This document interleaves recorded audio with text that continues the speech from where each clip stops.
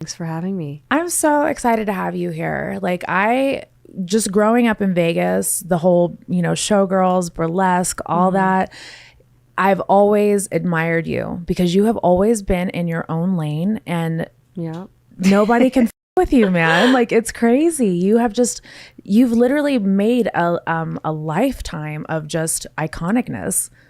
Thank you. You're welcome. It's just really good to have you here. Thank you. Thank you. For sure. So what are you doing in Vegas? Well, I have a show here on the Strip. Very exciting. It's kind of like a dream manifestation. I was on tour with my Glaminatrix show about a year ago, from 2020. I was on tour, one of the people. They had to reschedule tours like crazy. And I'd gotten lots of offers about doing shows in Vegas, but the offers would come and it would be like, yeah, we have this lounge. And I'm like, but that's not what I do. Have you seen my show? Like, it's not, what I do is not a typical burlesque show. I play really big stages, like my last tour. When finally Caesars and Live Nation came out to see my show, I had sold out the Chicago Theater, which is like 3,800 people.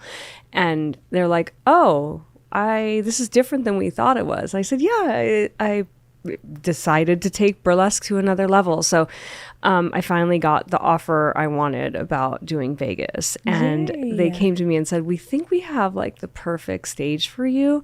It's called the Jubilee Theater. And I was like, okay, Jubilee was my favorite and the only thing I did when I'd come to Vegas. At Bally's? Yes. Yes. And the showgirls it was my favorite gorgeous, show. Yeah. And it was always like Liberace Museum and Jubilee show. Yeah. So I flew out to look at the theater, and it's a big, big theater. Like, the stage is half the size of a football field. And I kind of had a moment where I was like, oh, it's really big. I don't even know if I can like fill this stage. And so I said, hey, what happened to all the Jubilee costumes, all that Bob Mackie stuff?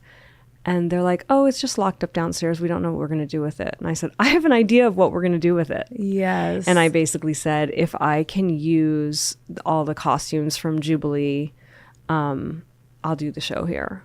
If I can't, I won't.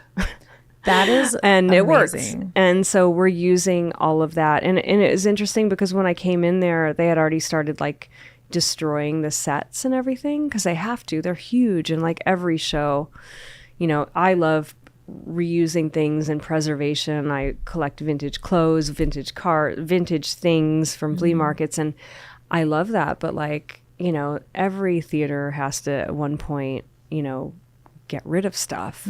So they had started chopping the staircase up and all of this, and I said, stop doing that. And I repurposed a lot of the sets and use them in the show now. So we're using all that beautiful Bob Mackie and all the showgirl costumes in a new way with just as many guys in the show as girls, and obviously using putting my spin on things. And it's the best of all of my shows, all my burlesque shows brought into like emerging with the spirit of the showgirl. I love that. I love that not only are you just this beautiful, glamorous woman, you are literally just a boss. Like, you are a great businesswoman. You have somehow managed to keep yourself relevant for over a decade now, right? 20 years? Yeah, more than yeah, like 20 years now. Yeah. Like, it's been wild to watch and just see it all unfold. And to be able to get a residency here in Vegas is not easy. To sell 3,800, even 4,000 tickets just alone anywhere by yourself is not an easy feat. And I don't think people realize that. So that's just a testament to the fan base that you have. Yeah. I think, I started in the early 90s. I just always, I grew up watching old movies, and I loved glamour from another time, and I didn't feel like I had role models of beauty growing up in the 80s that I could be like, so I looked to the past. And in the early 90s, I had the first ever pinup website, and so there was a lot of things, I was like kind of the modern Betty Page from like 1992. I was obsessed with Betty Page. Yeah, me too. And so, yeah, I just kind of kept on my path, and, I've never had really any interest in anything else except for what I do. Do you feel like you were born in the wrong, era? No, because, we say vintage style, not vintage values. There's a lot of really great things about now that I think there's a lot of, all you have to do is turn on a 1940s movie and you'll see all kinds of problematic things that you're like, I'm glad that's not around anymore. So you do have to like, I'm always like recommending movies that I love because people ask me and I say, but when you watch this, you just have to remember there's going to be some things in it that gratefully are put to bed now and don't happen anymore, but you're still going to have to watch it or fast forward it. Right. So, I think it's a great time to live in now. And also I've always liked doing something that's different and being a burlesque star in the 90s. And now, watching it become like some people say the golden age of burlesque was in the 1940s, but I would argue that it's now because we've, there's such a, it's become a place for inclusion and diversity and celebrating all types of bodies.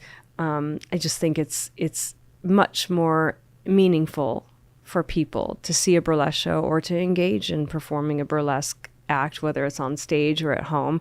I think it's just like there's a different kind of importance because people forget that like the burlesque show of the 30s and 40s was kind of like going to a strip club. Right. It was your normal working class guys entertainment. The stars like of the show were strippers. Type. No, they were in theaters. Okay. But, it was like comedy with a lot of like jokes about sex and innuendo and dancing girls and even singers. But the stars became striptease stars. So it was, but you were retired by the time you were, 30. Right. Doesn't ageism plays in burlesque a lot now, or do you feel like it's a little bit better? I think that it was definitely worse before, and I've watched it unfold in a way that that I feel like it's coming around. I mean, it's ageism is going to be everywhere and everything, and then there's going to be places where, listen, I'm still the most known burlesque star that fills the most seats, and I'm 51, and you're so flawless. I just go like, okay. I mean, what I love is, of course, someone can feel free to come take away my crown whenever they want. Keep working, keep trying. But I love having a platform and a show where I can hire dancers of all ages and genders and skin colors and people that I think can change people's minds about what a stereotypical burlesque performer is, which I guess is I'm probably pretty stereotypical at this point, because it's like you've set the bar for sure. I'm just me, but I can't be I like to have a platform where I can present a show that makes people more accepting of lots of different types of people and seeing sensuality and beauty in all forms. Absolutely. And all stages of life. I love that because I'm 44. And I'm always fighting against ageism online. People think that you have to hang it up as soon as you turn 40. And I'm like, I am just getting started, baby. Yeah. And if I could look like Dita Von Teese at 51, I'll be even happier. It's also like the ultimate insult for people. It's like the last thing they try to insult you with. So I think that's what people have to remember. Of course, there's ageism in the workforce, like in all, like not just entertainment, I think. But I do think people use age because it's like the final, like a great, like an insult. Right. Yeah. I know exactly what you mean. Yeah. It's like a cheap shot. Exactly. So let's take it back because, so I'm sure some people know your story, but I'm also sure that some people don't. And I want to know, your childhood, where you came from. You grew up in Michigan and how you got into burlesque, and just take me on that journey. Okay. Oh boy. I was born in, it's so weird to talk about as well. I was born in Rochester, Michigan, but then I grew up in a town called West Branch, which I like to say it now because sometimes people go, oh, wow, I know where that is. And it really is a small town. I recently visited it again for a documentary. And I was like, wow, there really is one stoplight and a few thousand people. That's wild. It's really small. So I had this picturesque childhood, and my mother's best friend had an antique shop which is kind of where my love of like old things comes from. And my mother loved to watch old movies. So that really had an imprint on me. I moved from, well, I should say, because sometimes I read in the press, like, she comes from the ballet world. And I'm like, girl, I took a ballet class in a rinky-dink ballet studio in a farming town in Michigan. Yeah. And I cleaned toilets in exchange for ballet classes. You know, like I remember my parents wouldn't pay for it. So I remember going to the, must have been like 10 years old, saying, can I clean in exchange for ballet? And they kindly let me. That's a strong work ethic even at 10 years old, though. Oh, yeah. I've always been very like independent. And I think because my parents were very young parents, they fought a lot. They were like, like typical. Yep. What do you do when you're 22 years old and you already have 3 children? It's pretty complicated, right? And my dad was out of work a lot. So I always had this kind of like fear of, or conscientiousness about money, especially. So I was always like trying to find jobs and like. My parents fought about money all the time. And that's literally driven me my entire life to never have to ever have those arguments. Right. Yeah. Yeah. I remember like my mom being very like buying something and hiding the purchases from my dad. And I was like, that's never happening to me. Right. I'm going to earn my own money and buy whatever I want. Yeah. They gave you examples of what you don't want to be. Yes, absolutely. Yeah. So then when I was like 12, my parents moved us all out. I'm one of 3 girls. We moved out to Orange County, California, to a place called Irvine. Okay. Some people know that, but people think of the OC. I know there's like some connotations, but for me, growing up in Orange County was like growing up, in the heart of the rockabilly swing dance scene. Like after, in the early 90s, it was really like happening there. I went to school with a bunch of rockabillys in Vegas, so it was very like happening there in the early 90s. So yeah, I went to high school in Orange County and lived there until about 2000, and then moved to LA. When did your love for burlesque start? Because I know you said you loved vintage things, but how did the vintage love transfer over to burlesque? Yeah. Well, I worked in a lingerie store when I was in high school. Aw, which one? It was called Lady Ruby's, okay. And it was in Irvine. Okay. It was very fancy. It was around the corner from the nail salon that my mother worked in because my mom was a manicurist. So I loved lingerie, and there was something about lingerie that was very like symbolic of womanhood and femininity. And I was like very intrigued with lingerie from a young age. Like not like, oh, that's sexy, but like, what is this thing my mom has in her drawers that you have to be a certain age. What is this frilly thing? I was really like strangely fascinated when I was little. And so I obviously couldn't wait till I was old enough to wear a bra and all that stuff. But I started working in this lingerie store first, like, cleaning and like putting tags on things and stuff. And then I worked as a sales girl. And that kind of like set the tone for a lot of what I did because I loved lingerie.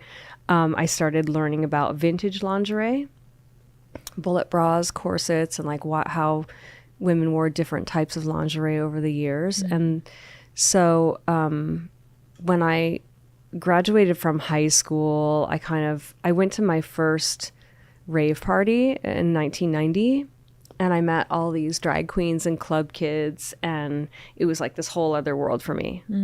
Let's rewind it back. I'm going to stop you right there before we get into that story. Your dad did not take a liking to you liking lingerie, though. Can we talk about that? And would you like a pillow behind you or another pillow? Are you good? Are you comfortable? I'm okay, I think. Okay, we can put a pillow behind you too if you need to. I'm okay, I think. Okay. Yes. Okay. Yeah. So I'm working. My parents are. I'm like 16 years old. My parents are getting a divorce. I'm going back and forth, like staying with my mom, then staying with my dad. And at the time, I'm staying with my dad and his new girlfriend, right? And I'm working my little job in the lingerie store, like just minding my own business, but washing my little things in the sink, hanging them up to dry as you should instead of putting them in the dryer. And my dad got really disturbed by that. And he kicked me out of the house. and I'm 16 and I'm just like, first of all, I've had a job, I have my own credit cards, I have my own car. I'm like, whatever.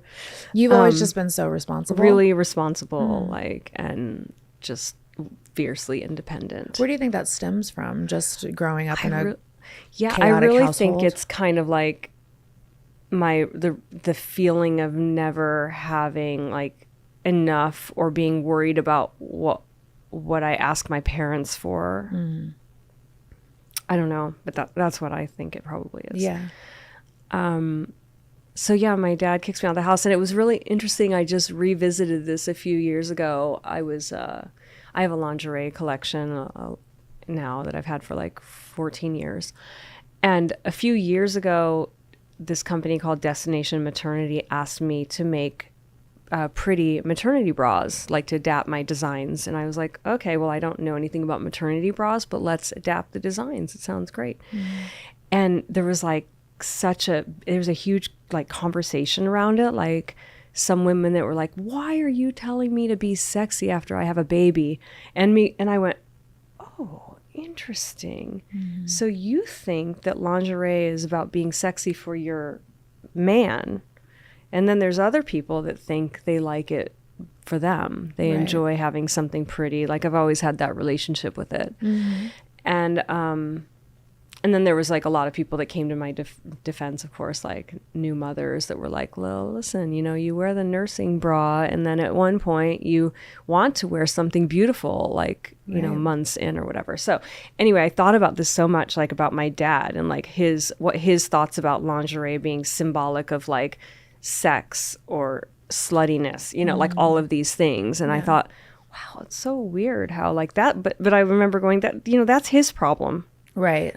And I still feel that way. Like to be able to decipher that at such a young age is awesome, though. Too. It just was very like a weird thing, and especially because I do have this relationship with lingerie where it's not for me about putting it on for someone. It's something that I do because I enjoy it. Yeah. It's crazy how there's such a sexual stigma to lingerie, because when you think about it, you think about like Playboy or like just nudity in general, but really.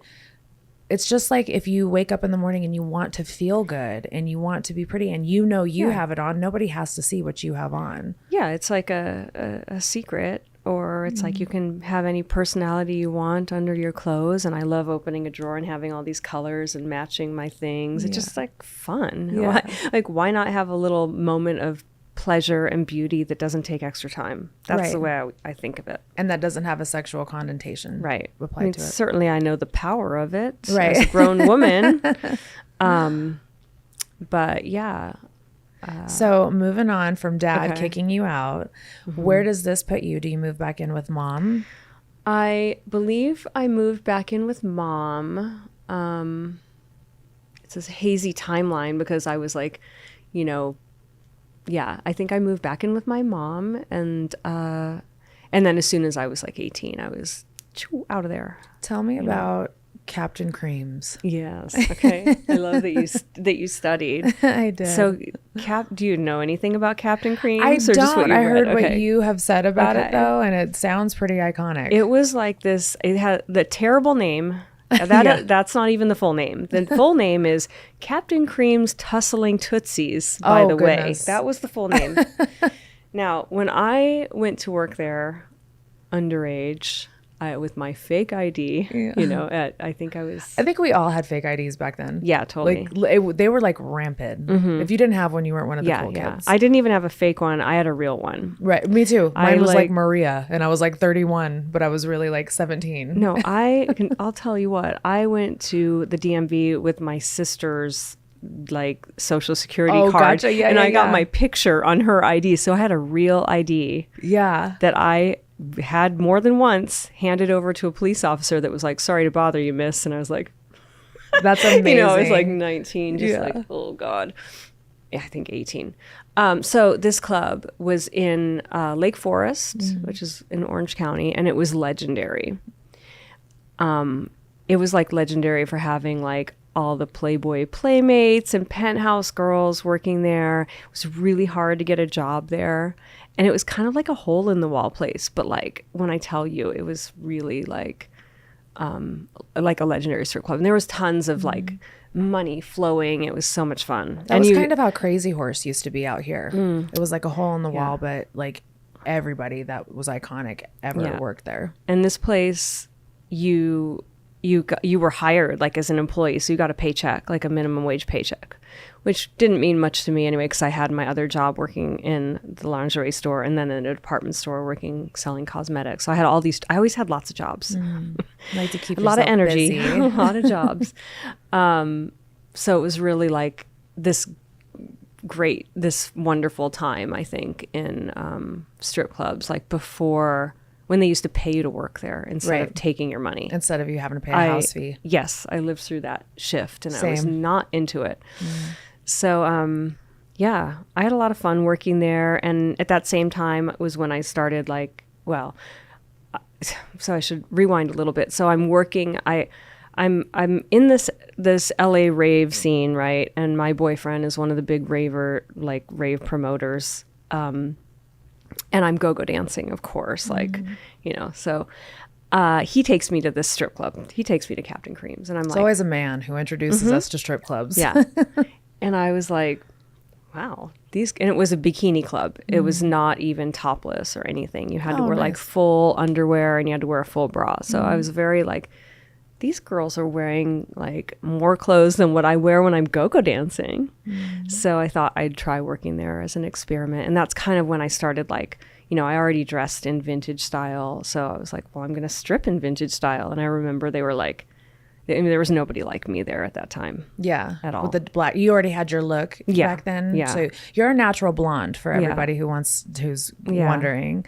I did see some pictures, and so you color your hair black. Yeah. So when did you start doing that? When was the first time you looked in the mirror and you were like, okay, I don't want to be a blonde anymore? Well, first it was red. Like I had red You hair. would be beautiful. I mean, you're beautiful now, but red would be gorgeous. I went on from you too. blonde to red. It was like the natural thing to do. And then I kept, like a lot of people that play with red hair color for the first time, you start adding more and more red and you're like, it's not red enough. It's not red enough. And then it was suddenly like burgundy.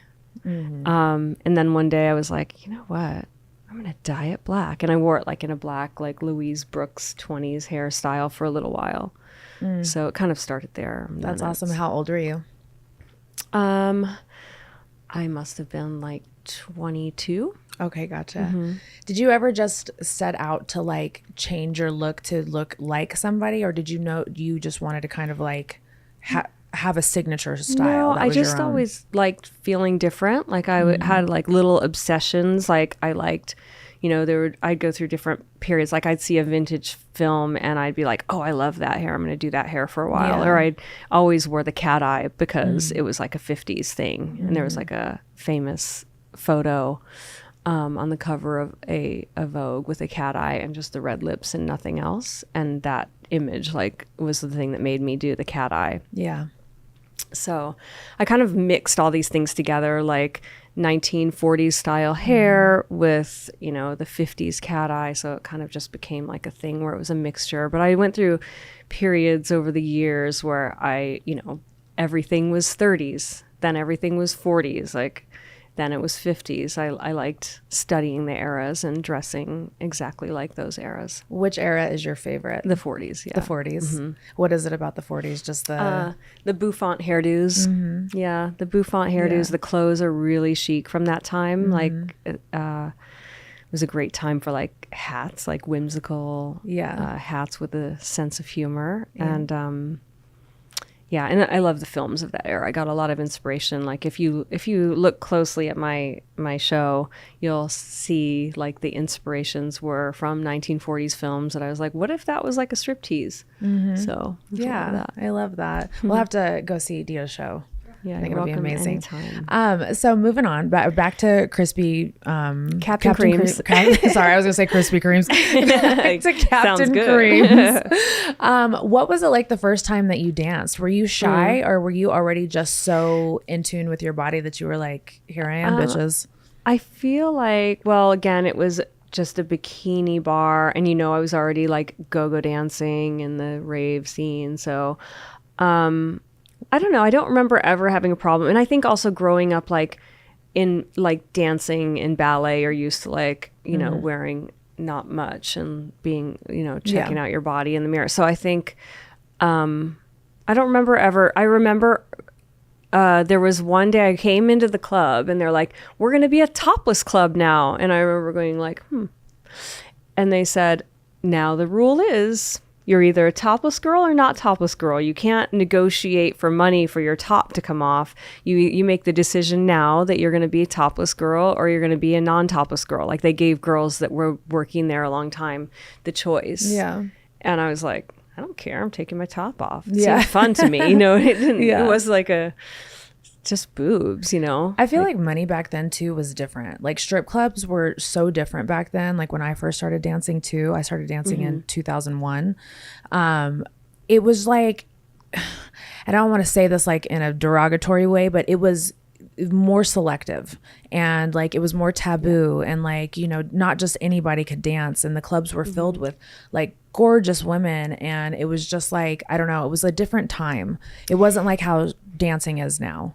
Yeah, I mean, imagine what it was like in the 90s. Yeah. It was amazing. Oh, I bet. And think too, like, also please remember that like all of that, the iconic like Sunset Boulevard strip clubs in the 80s, Flashdance. Yeah. That was real. Okay. Yeah. There's a great documentary. If you've never seen it, you have to watch it. It's called Stripper. Okay, I'll watch and it. It's about this big competition where the strippers from all over like Canada and the US come to Las Vegas to compete for a $25,000 prize, which by the way, $25,000 in the 80s is a lot of money. And it's a documentary and it's amazing. And you really go, oh, the body shop on Sunset was amazing. Like girls that were Playboy models doing like backflips naked on stage. Like really like they put on a show. Yeah. And Seventh Veil, right? Or what was it called? Seventh Veil? I mean, I don't know as much about the history of Seventh Veil, but the body shop was really famous and had like, all the video vixen girls. So, it definitely, strip clubs evolved. I just feel like I didn't like when it evolved to where they were taking advantage of girls, and you couldn't, like I had health insurance in the 90s working in a strip club and a paycheck. They need to bring that back. They will never bring it back. Bring it back. Strippers need insurance too. Yeah. I mean, that's crazy. Yeah. I never knew that. Yeah. That's awesome though. What a little tidbit of history. So moving forward from dancing, when did it start turning into like more of like a burlesque show for you? Or was it always like that? So like, I'd say like around 94, I was kind of like already known as being a pinup girl. And it was pretty famous, like amongst like the fetish crowd, like all over the world, like in London and Germany. And I was the most famous fetish model in the world in the early 90s. Okay. Sure. So, and then toot your own horn, baby. You I know deserve it's it. just weird to say because it's like, it's just, no, but you built that. And so then I posed for Playboy for this book of lingerie. They had these newsstand specials and I became a newsstand special girl. And then I was the only one that looked like me in there wearing corsets and like styling myself like a pinup girl. And so I started headlining strip clubs all over the country. So I would travel to different clubs that would pay me like to be there for the week and be on their marquee or whatever. So it kind of started then. I think when I left the Captain Creams, which probably left there in like 94. I remember kind of like dipping out and in and just like not really liking the vibe anymore, and headlining strip clubs. And so I had to make more of a show. So it started really there. Yeah.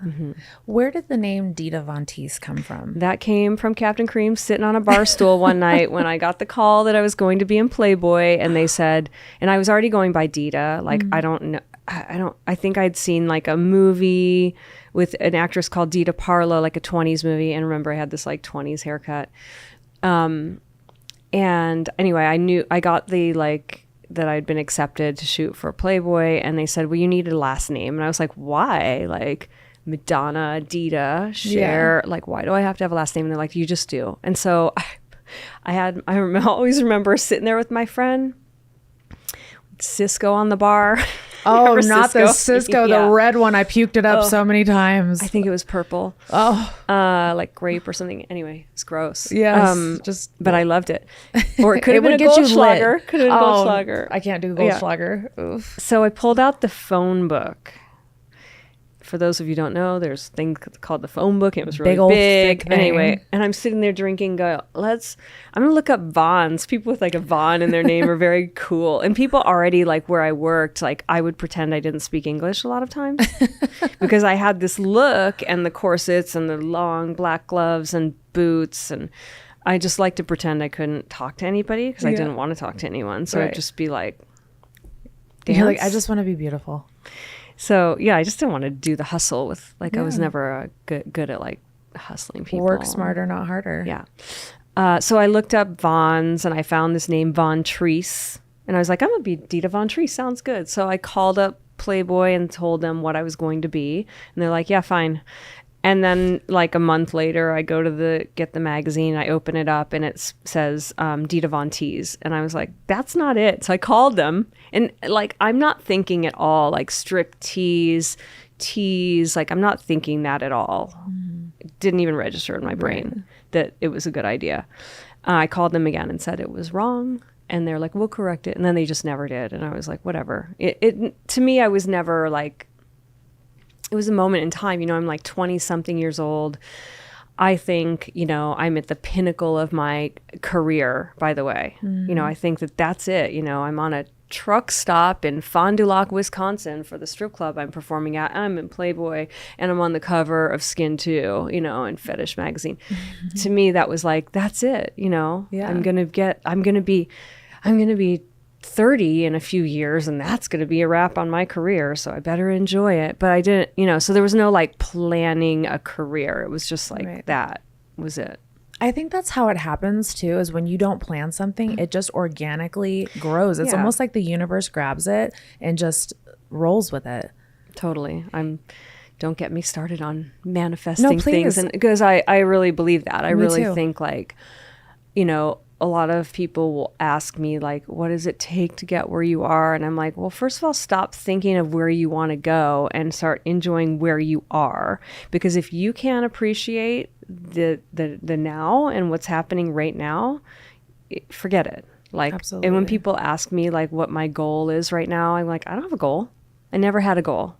I just was like quietly delighted at all the little milestones and enjoying that moment and working with integrity and gratitude, and like that's the key. Like, I don't think if you're always looking for the next best thing or like the thing that's going to make you, I don't think it works like that. The great rewards hunt is on. So join the hold on, let me start over. The great rewards hunt is on. So join the adventure with DraftKings Casino. For fun seekers, follow the trail to huge jackpots, weekly bonuses, and exclusive games. What the is that? After exclusive games. Oh, okay. Sorry. Okay. And exclusive games. But the excitement is only getting started because new players can get 500 casino spins on a featured game. Just sign up with code BUNNIE, BUNNIE, and wager a minimum of $5 to receive 500 casino spins on a featured game only on the most rewarding place to play, DraftKings Casino. The crown is yours. Gambling problem? Call 1-800-GAMBLER. In Connecticut, help is available for problem gambling. Call 888-789-7777 or visit ccpg.org. Please play responsibly. 21 plus. Physically present physically present in Michigan, New Jersey, Pennsylvania, West Virginia only. Void in Connecticut and Ontario. Eligibility restrictions apply. Hold on, it's going so fast. Am I reading it too fast? New customers only. Non-withdrawable casino spins valid for featured game only and expire in 168 hours. See terms at casino.draftkings.com/bunny. Promo ends 4/27/25 at 11:59 p.m. Eastern Standard Time, baby. Good? We knocked them out. That's so real. And I think a lot of people, including myself, need to hear something like that because I'm always like on to the next goal. And sometimes I forget that this is a journey, not a destination. Right. So that was very beautifully said. I heard you say that you love Insight Timer. I'm not sponsored by them at all, but I am a huge Insight Timer person. I love meditating. I love all that stuff. So when I heard you say that in a podcast, I was like, this is my girl. I know. Do you have your favorite people? Like I have my Insight Timer crushes. Like the people whose voices I'm like, yeah. I love the women. I'm trying to get into the men, but I love the women that have accents, like the Australian accents, or like, you know, just something like fluid and just like so pretty and whimsical. Right. You know, I love that. It just helps me to meditate. What are your favorites? My two favorites, I guess I have a few. One is this guy named David Gandelman. I totally have a crush on him.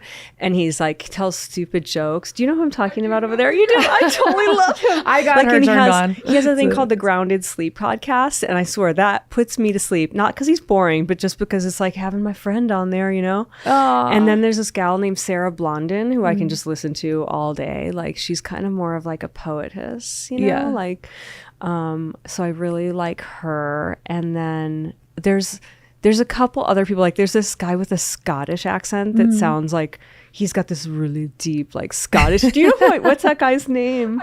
Do you know who I'm talking about? Oh, he just like gets me. She said he gets me. Yeah. Like he'll be like, okay, I can't imitate, but he's like, there's nowhere else to be right now. Like with that like deep low. And I was like, yeah, there's nowhere else to be. This is it. Do their voices match their faces when you see them? Sometimes I always go and like try to look at their profile picture because I'm like, their voice is like, so, you know, you try to visualize what they look like, and then they don't look like the person that you would visualize, you know? I think they do. It's also a really funny journey when you're looking for somebody new and you put it on and you're like, okay. And then you listen to it and you're like, their voice comes on at this poor sound quality and you're like, oh no. Yeah. No, I do that too. Like it's so like. I'm pickier about looking for meditations than I am for looking for porn. Like literally, like I don't even know where to look for porn. I was just like, what kind of porn are you into? I mean, I don't know. I mean, I like to see what's going on in the world. I like to. I don't It's have not like anything vintage particular porn or anything like that. I mean, you know, I was a huge Andrew Blake fan, of course. And if you're around in the '90s, like the highest, glossiest porn ever made. Yes. But that's not what I'd really go looking for. I was just like a fan that somebody was doing this like beautiful shot on film porn. Yeah. You know. Yeah, just something cool. that's pretty, like pretty porn. Yeah, but I like to see like great feats of sexual excellence. Like, how is she doing that? You know, like she's an acrobat. What's really going on? Yeah.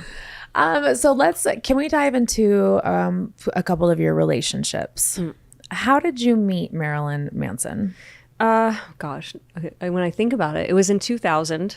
So I know like some people like they always go, you were only married for a year. And I'm like, I know, but this is a 7-year long relationship. So like, and even longer if you consider the fallout of like what it's like to be married and divorced to someone and how long you're connected to them after the fact. Especially in the public eye. Yeah. So, you know, it was a very like inspiring time. Like when we met, he was a very like different person, I think, like than what he was when I left. Yeah, it was like a very interesting evolution of a person, right, to see. What can I say? It was like he went to rehab once when we were together with the like, I want to be a better man for you, and that was just like a little bit of like cocaine and booze, right? And then he came out of rehab way worse with all these pills. Like everyone in Hollywood was doing all this Oxycontin and stuff, like snorting it, and he came out worse. And that was kind of like the turn, was like first like 3 years were great, and then 4 years were just like, oh god. So when you met him, was he wasn't sober when you met him? No, but definitely like was it more of like very like more reeled in? Like I remember him being like, you know, not, you know, like sleeping every night, you know, like sleeping every night. Right. That's the only way to put it, to like not sleeping. Right. Gotcha. At all. You had said something about your guys' wedding day that I found interesting. He was sober on your wedding day, or he wasn't? I mean, who knows? I think so. He slept most of the wedding day. So right. How did that work for you? Did that hurt your feelings that he slept most of the day, or were you just kind of happy that he was? Listen, I shouldn't have been getting married, and I think I knew it, but there was so much pressure at that time. Like we'd been together for all of that time. You know, Vogue was covering the wedding, like US Vogue is there with a journalist. I felt like an immense amount of pressure. And I just felt like, okay, like I'm not calling this off, right? You know, Yeah. It just was. And you guys had already been through we'd been 6 together years for a of- long time. So Right. it just like made sense. And to happen. yeah. But it was like, yeah, it was even more pressure than ever, you know, like more being married was hard. I had read, I'm not sure if I read or I heard you say that you are kind of privy to the idea of open relationships.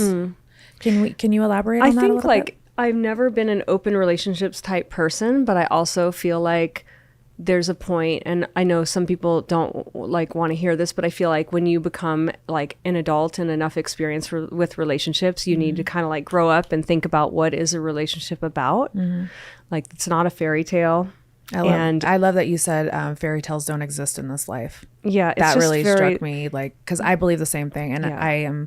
I believe in freedom in a relationship. Of, you know, everybody has their own terms of monogamy, and I just think that sometimes monogamy can be a jail, and Yeah. I just think that some people deserve freedom. Not saying that go f- everybody, but you know, open Right. communication with your partner. I think it's one of the like when I look at like I love all these like young cool like therapists and like people like communicating in a different way than when I was growing up, you know. And I think it's interesting people that have like open relationships, or they have ways of, you know, understanding that like people are people and they make mistakes, and it's like it's more complicated than just like, oh, that person like cheated or whatever. It's Right. like if you get to the reasons like why, if you didn't want it, if you are not trying to be in an open relationship, I don't know. I just think people are complicated, and if you're in like a long-term relationship, like And you each have to, like, situation is different. yeah, totally. Like I feel like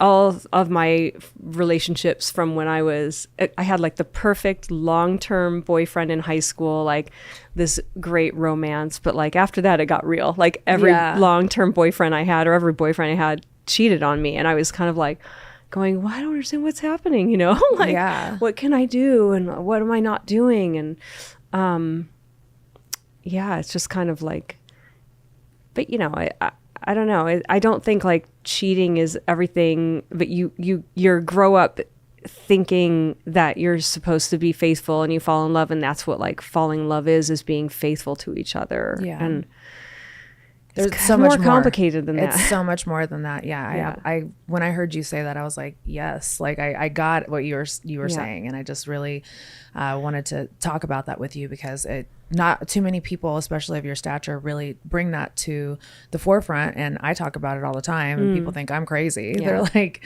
you know, the marriage is a sacred union. And you're like, yeah, it can still be sacred. It can be. It just seems like a lot of pressure to put on yourself. Like the communication is what's most important. And a lot of people like fall in love, and they never really, you fall in love and you never really talk about what the rules of your relationship are. And I think even people that are non-monogamous talk about what the rules are. And the problem though is like people like to break the rules no matter what. So like I know people who are like polyamorous, and they're still like, you'll still break the rule. If somebody says your rule is like, you're not going to have sex with somebody else in our bed, guess what? The first thing they're going to do is like, it's just like people's nature to like, If you tell them not to do something, they'll do it. totally. So Yes. I don't know. I think it's just more complicated than like loyalty and faithful. There's different kinds of loyalty. I don't know. We just went to the church of Dita. No, I'm just like I loved rambling. it. I'm not a No. relationship expert by any means. No, but I it's have real. failed many, many times and continue to fail in relationships. Like, you know, Well, you're not failing now, well, though. Aren't you in no, like yeah, a I mean, long-term relationship? I am, but you know, Yeah. I'm not great all the time. You know, like I know what my downfalls are. I'm always like, We love a humble I'm queen. not easy. I know I'm not an easy woman to be with. I know that, you know. What does it take to make Dita Von Teese happy in a relationship? Well, I am a bit of a size queen. Yeah. I love that. Admittedly. I feel like I can say that here. Yeah, of course. No, I mean, joking aside, I guess I just, I love doing what I do. I love working. I love, I always have so many projects. I think what I love being independent. I don't like being like, I'm somebody's woman. I keep my relationships like now after like experiencing that, like, I'm still talking about my ex-husband that I met in 2000. That's 24 years ago. Yeah. I'm still talking about that. So I think like after that, I was very like, I don't want to date any more famous men. Yeah, it's rough. Because I get very uncomfortable talking about my relationships, like it's just, so I don't know. I just love my work. I love my animals. I love my friends. I love my like relationships, but to me, it's all like spread across the board. Like when I was younger, it was like I put so much importance on romance. Right. And I just am like, okay. Yeah. As you get older, you're just like, no. It's like, yeah. I always tell my husband, I'm like, we've been together almost a decade. I'm like, if this does not work out, which it will, I could never just get into another relationship again, especially with a public person. And also just having to get to know somebody on that level again of intimacy and just being, joined at the hip with somebody is just, it's a lot. It's a lot to have. Yeah. Do you ever have a down day, like where you wear sweats and a t-shirt? Yeah. I mean, I'll go to my Pilates and live in my athleisure for the day. How do we never have a picture of you in like outer, like activewear? Okay. Well, there are. Yeah. If you like Google images, Dita Teese Pilates, I'm definitely coming out of Pilates studios. But I have my little tricks I do. It's like sunglasses, red lipstick. It's not hard. It takes like a few seconds to put on red lipstick. Yeah.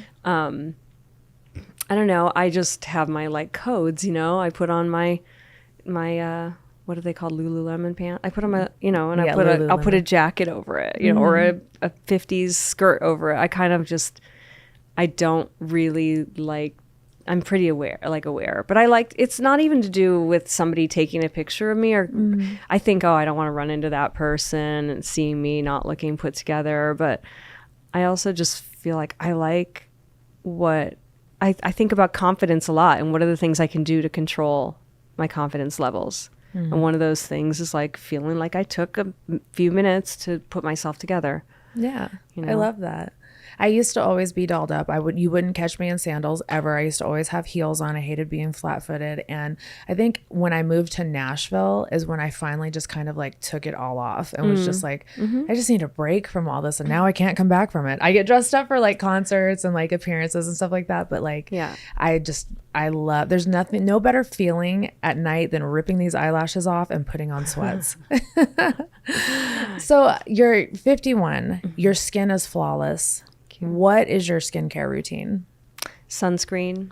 Just tons of sunscreen. Sleeping on your back. Okay, I know no one wants to hear this, but I'm sorry. I wish somebody would have told me when I was young, like how good it is for you to sleep on your back. Yeah. And the last like 4 years, I taught myself to sleep on my back, and it has worked miracles. Like if you think about it, if you're a side sleeper, I know where my like one wrinkle came from, because if I go like this where the pillow is, like, oh, there's that line. Yeah. That's where that came from. It's from sleeping with your face on the pillow. So I taught myself. Insight Timer helped me with that. Put on that meditation. I lay there like a zombie and like just like close my eyes, sleep with my palms up, so it puts my shoulders back, and I'm like, okay, everything's fine. So yeah. How do you not move throughout the night though? Sometimes I do, but I catch myself. Yeah. I'm like a light sleeper. I can totally catch myself when I'm in a like, don't do that. And I've actually gotten good, if I feel like I have to sleep on my side, I've gotten good at like putting the pillow kind of up here so my face is still not being squished by the pillow. Like, listen, it's all fun and games until you're like, you start realizing the collagen's really going, and you're like, oh, those marks on my face from my sunglasses, which I know are on my face now, I have them from they'll my stay glasses. all day. they'll stay all day. Yeah. Have you had any work done at all? I've only had Botox. In fact, all of my Botox is currently worn off. Looks and because I like to let it wear off. Because the last time I got Botox, they were like, what do you think? You know, because they were just like, so I went to somebody new and he was like, what do you think we put some in your chin? Because, you know, your chin's wrinkling up a little bit. And my first thought was like, I got to worry about my chin now? But I let him do it. And then one day I was like sitting there and my boyfriend's like, your smile is different. I'm like, what are you talking about? He's like, your smile is different. And I was like, are you serious? And I started noticing, and I was like, it really is. So then I was like, I'm letting all of the Botox go away before, I mean, you need to hit the reset button. Because I'm all for it. It's like, you know, like, but you do have to be careful with the Botox. Did it freeze like your bottom lip? Is yeah, that what kind happened? of. And I felt like it, like, I don't know. It made my smile different. You just felt that it was off. Yeah. And I was like, that's not okay. Oh my goodness. Yeah. Do you waist train still or no? No, I never did. The thing is, I always liked the aesthetics of corsets. And I've always used them in my show. Even when I was working in the strip clubs, I was the girl with the corset on. And people used to pool their money together to see what I looked like underneath it. Yeah. Which I love, was my favorite game. I was like, no, not enough yet. I'd come back around and be like, all right. And I'd take it off because they thought there was rumors I had like a birthmark or something, or something I was hiding. And I'm like, no, I just love the look of it. So I never like deliberately waist trained. I would say the closest I ever came to that was like a few times when I walked for Jean-Paul Gaultier under the Mr. Pearl making the corsetry. I remember he would write me a note and be like, at this hour you can eat half of an apple. In this hour you can eat the other half. Like very, like, he was very strict, and that's the only time I've ever been like, okay, I'm gonna like pay attention to what he's saying, just because we have this like runway moment. And you can't like haul off and eat a cheeseburger before you're about to like wear the ultimate corset, you know. But he's a very strict person. Jean-Paul Gaultier didn't care what I ate or what he was, you know. But Mr. Pearl is a very like particular person, the greatest corset maker of the world. Absolutely. Yeah. When you look back on all the things that you've accomplished and that you've done in this life, what is your proudest moment? I think I get excited about how big burlesque has come. Like how it's like an industry now. And like even in this town, like like burlesque is like, and I see the things that are exactly like derived from like what the things that I did a long time ago. And it's kind of cool because I just think like, oh, it's so great that there's this space which is, you know, oftentimes celebratory of bodies. And like I was saying before, it is a place of like inclusion and diversity and beauty. And I think it's important. Like, I think it's important for people to come to my show and see me or people of different ages and different sizes and skin colors, like being beautiful, and not just like the showgirl mystique of like you had to be 5'10" to be a showgirl and weigh like, you know, a certain amount. I think I'm proud that this has become a thing, and I can even see, even in Vegas, because it's becoming the thing, and I'm going, oh, people are now taking a look at how they're casting, and that's meaningful. I love that. Do you feel like you don't get your flowers as much as you should? Like people give like their nod to you? I don't know. I mean, I kind of think about some of the people around me that, like my friend Catherine Delish, who she and I created all these things together. Like our, you know, she did things for me in costuming that had never been done in burlesque before, that is now taken for like you know, people don't even know that it was invented by her, or like the first made for her, you know, by her for me. And so I mostly think of her like in her genius and her getting her recognition. You know, I can roll my eyes all the time at things that I'm like, well, you know, it's like, burlesque dancers in the 1930s and 40s didn't wear corsets to strip out of. Like that comes from me working for a corset company in the 90s and being like, I'm going to wear a corset and do a striptease. Like, but you're not going to find like a famous burlesque star from the 30s anywhere, like doing a striptease on stage. So like, there's things like that I'm like, well, yeah, I did that. I made it like a thing that it is. But mostly I'm just like, I'm glad I get to do this still, and that, that people want to come see me still. Cause like if burlesque weren't so popular and so big, like I wouldn't be doing this big Vegas show. Yeah. Which, how long is this Vegas show running for? We have dates until June 15th. Okay. It's a big show. It's definitely the biggest project I've ever done. It's definitely the biggest burlesque show that's ever been made in the history of ever. Yes. Okay. Like the only thing that I could say is bigger was like, as far as burlesque shows, well, there wouldn't be anything. It would be like, if you said Ziegfeld Follies was, but that would be kind of like a showgirl review. But as far as striptease and burlesque, it's definitely the biggest one. What can people expect when they come see your show? Like, what is your show all about? Are you allowed to talk about it? Yeah. Well, it's in the historic Jubilee Theater, which again, it's this incredible room that like the Rat Pack played in. It's amazing. It's like a time capsule. And these incredible costumes combined with my shows, like all of my things, like I don't just have my one martini glass on stage. I've got 5 of them. There's things that come up out of the ceilings, out of the floor. It's extravagance. It's opulence and striptease. And there's again, like, just as many hot guys in the show as there are women. So it's like an hour and 20 minutes long. What else can I say about it?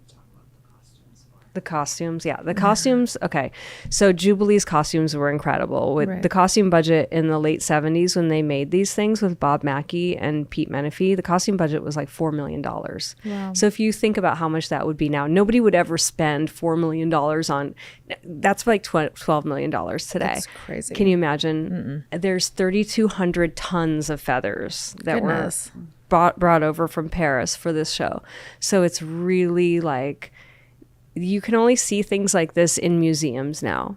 This is the very last showgirl review. The only other showgirl review in the whole world would be Moulin Rouge in Paris, but there's no other showgirl review in Vegas. And even the shows that are kind of like showgirl-ish, none of them is using the authentic costumes. And that's what we have in this show. Yeah. And the only other place you could see these costumes is like on display at the UNLV Museum, I believe. And I would venture to say this is going to be the last time you'll see them on stage. And they're really something. So it's you guys really have to get out to see the show. Yeah, it's really special. I'm very proud of this show. And how hands-on were you with the show? Like as far as like set designing, of course the costumes, and then like just even like the entire show. Yeah, I'm a bit of a micromanager because I've always been that hard to believe, Dita. Do-it-yourselfer. But yeah, I mean, I curated all the costumes and decided what was going to go in the show, and with each dancer picked what their look was. We chose props that we refurbished for the show. Like you'll see some original Jubilee props that have gotten a makeover because they were going to the trash, so I saved them. But yeah, I worked with a team. I worked with a great choreography team and director, and they basically looked at my life's work and we put it as much as we could into one show. Yeah. I keep hearing you refer to a documentary. What is this about? We started filming a documentary in 2019. So it's like really like long game, which is great because we, got like my big tours before the pandemic. Then we got to film the pandemic. And then when things finally opened after the pandemic, which was very exciting, I was one of the first shows to like go up in big theaters. Yeah. And it was very exciting. And then, Vegas is the cherry on the cake. I have another show that I'm working on though in London that opens up in October as well. Amazing. So you'll finish here and then you'll go to London and do a run out there. I think so. I'm not sure what, how I'm still like working on if I'm going to add any dates or, I'm not sure yet. I'm still trying to make all those decisions, trying to figure out how I can be everywhere all at once. When do you think the documentary will drop? I still have more that I want to film. I didn't get to film here in Vegas yet. And so that's like my last hurdle. I'm in like a very like the most like the oldest, hardest union room in the city. So it's really hard to like film things like that. So I'm trying to rustle up that last money to like film it here. But we have a great director and from New York, and I'll get there. Slow and steady wins the race. I love that. And then what can we expect from you for the rest of 2024? Like, do you have other projects besides Vegas and London that you're going to be doing that we can look forward to? Well, besides Vegas, I have my London show that I'm working on with a gal named Tosca. It's a really cool concept show for the West End in London, so I'm excited about that. I have a lingerie line. I'm still working on that. Gosh, just like I always later go, oh yeah, you have this project. I always forget. Those are like the most important things. Show business is always the top of my list. I kind of want to do my annual New Year's Eve gala that I do in Los Angeles. You know, I kind of want to do that again because I skipped last year. So, what do you do for fun besides work? Because you sound like me. Like everybody asks me all the time. They're like, "What do you do for fun?" And I'm like, "I work." Yeah, that's what I do. Well, I've been, you know, I go home between the shows, like for 2 days, and I cook. I hang out with my animals. I organize my stuff. I wear no makeup. Are you a good cook? Yeah. Yay! What's your favorite dish to make? I make this like vegetarian pot pie everyone talks about. I love that. Are you vegan? Vegetarian? No, I'm kind of like flexitarian. Especially being in Vegas, it's kind of hard. Yeah, for sure. It's definitely hard. They have such good food out here. Why have you never came to Nashville? Oh, hold on. You're good. Get my throat ready for this one. So I've done several world tours and several U.S. tours, and every time I plan a tour, which I'm already like planning for this conversation, I try to go to Nashville and Memphis, but actually like just Tennessee in general. Like I know I have a big fan base there. Yeah. And I get told no because of the blue laws there. I think they're called blue laws. When there's alcohol, there's a lot of policing over women's bodies, which I understand, but like I have performed in China, okay? Right. I've performed in places where it's like really, you know, tough, very conservative. So I know how to, like, you know, I can wear tights, I can wear like a 50s brief and, you know, a full bra and not take it off. Like I've been performing at like private events for brands all over the world and like Kazakhstan, okay, like crazy places where it's like very conservative. So anyway, I get on the phone. This is not my last tour, but even the tour before that. And we're like talking about bringing the show to Nashville. And I get on the phone with like the only big theater that's suitable. And we get on the phone and have like this conference call about how we can do it. And I say, okay, just tell me what the rules are. Like, what do we have to wear? Because there is a burlesque scene there, you know? And they said, well, okay, you know, obviously you have to cover up. You can only have like an inch of cleavage. And I'm like, okay. You can't show any side boob. I was like, okay. So got it. Okay, you can't show your butt at all. And I was like, okay, can you wear like tights, like a couple pairs of tights and like a 50s, like a full brief, like a bathing suit? And they're like, no, you can't show like where your butt cheek and your thigh meet, like that line. You cannot show that ever. So they said, well, you have to wear kind of like a bike shorts to cover up that line where your, you know, butt meets your thighs, right?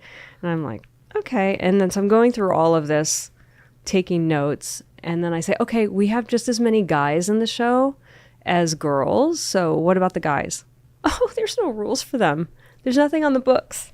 They can't show their penis, you know, but like everything else is okay. I was like, you mean they can even wear a G-string? They're like, yeah.